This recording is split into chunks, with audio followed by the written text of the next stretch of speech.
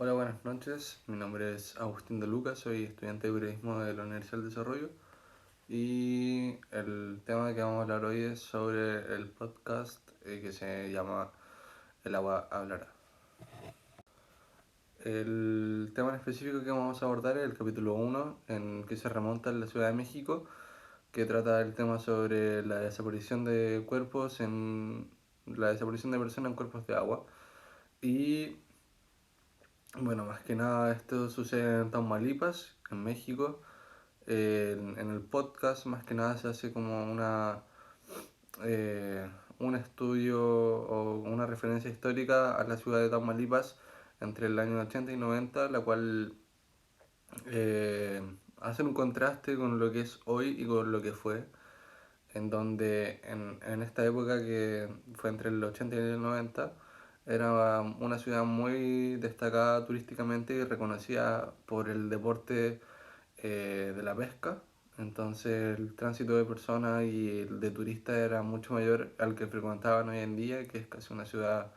que está olvidada en México prácticamente. En el podcast se cita o se conversa más que nada con una fuente principal que se llama Josefina de León. Ella es una persona que se dedica a la búsqueda de personas desaparecidas, ya que ella tuvo la misma vivencia que estas mismas personas que, al igual que a las demás personas, sufrió la desaparición de su hija cuando ella tenía 25 años. Esto fue en el 2002 y hasta el día de hoy lucha por encontrar a su hija junto con las familiares de las demás personas.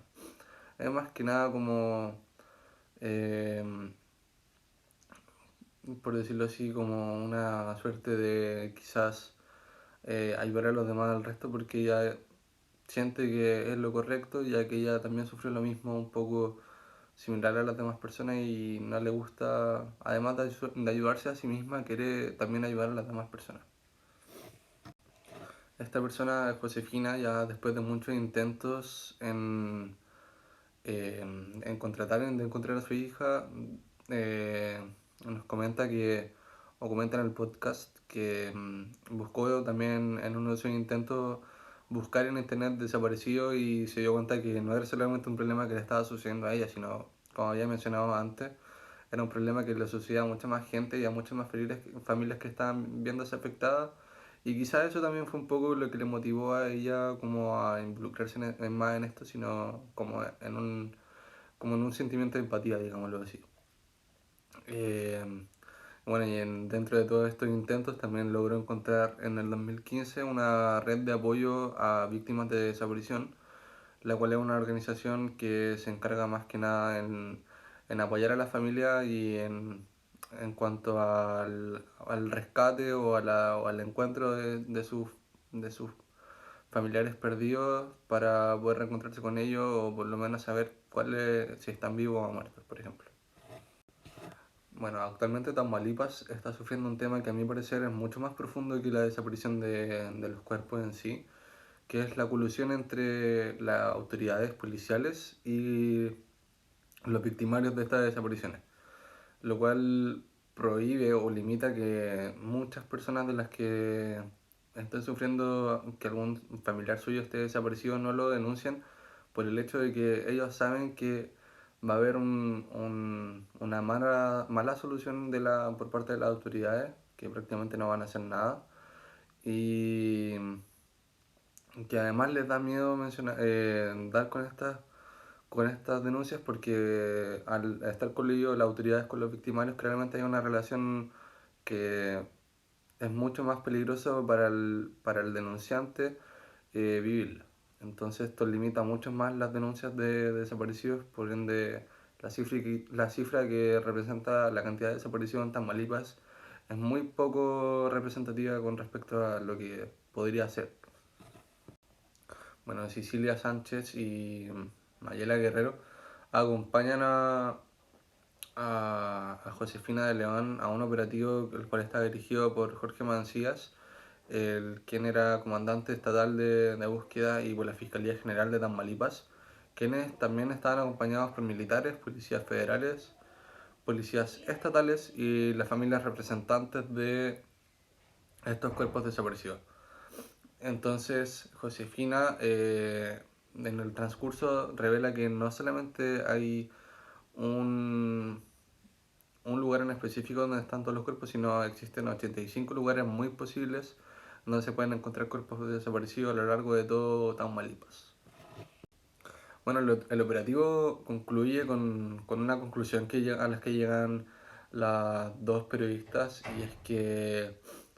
eh, la manera de realizar este operativo era malísima. O sea, no solamente las personas que iban a llevar a cabo este operativo no contaban con el equipo suficiente, el cual era muy escaso además, sino que también la manera de realizarlo era mediocre en el fondo, porque no tenía ningún sentido. Ellas mismas expresan que a la larga terminaban improvisando con lo que tenían que hacer, no tenían muy claro cómo funcionaba una búsqueda sobre agua, y entonces al final era una pérdida de tiempo, ya que de una u otra forma se iba a dificultar más las cosas. Y además también se menciona un poco de que la Fiscalía de Tamaulipas en sí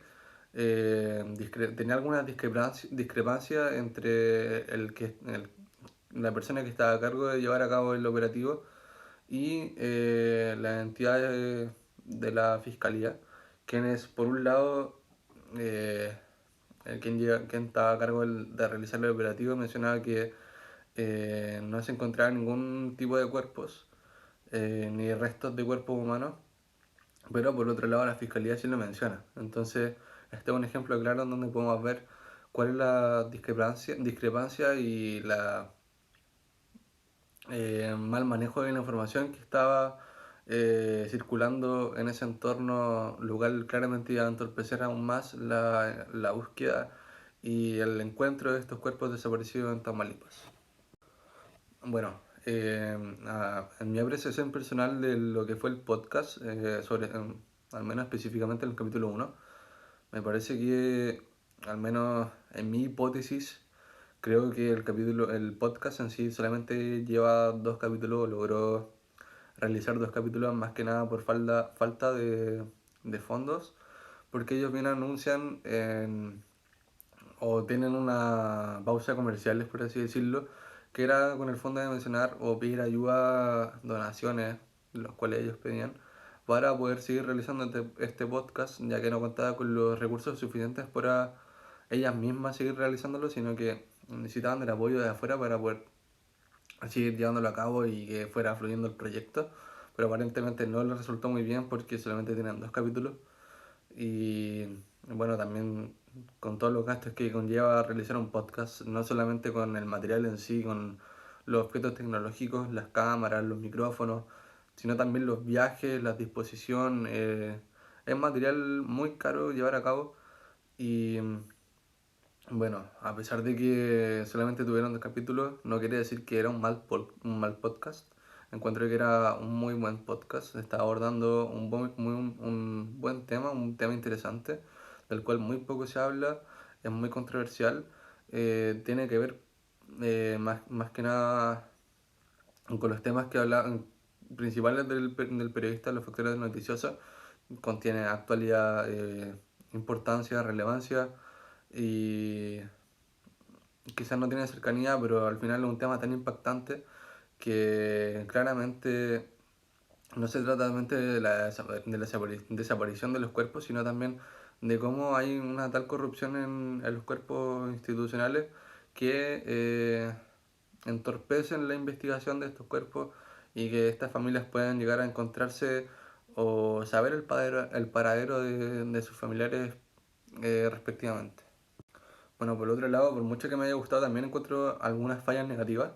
Y es que quizás como realizaron el podcast, encuentro que era un poco más de documental. Encuentro que para el estilo que estaban llevando a cabo ellas, sobre todo eh, con lo que mencionaba en mitad de capítulo, que estuvieron presentes en un operativo de búsqueda, encuentro que hubiera sido mucho más fácil para el receptor entender un poco más de lo que se estaba abordando, y requeriría menos trabajo interpretativo para uno como oyente saber lo que estaba ocurriendo. Entonces yo creo que, en mi personal opinión, creo que hubiera sido mejor no hacer un podcast sino un documental.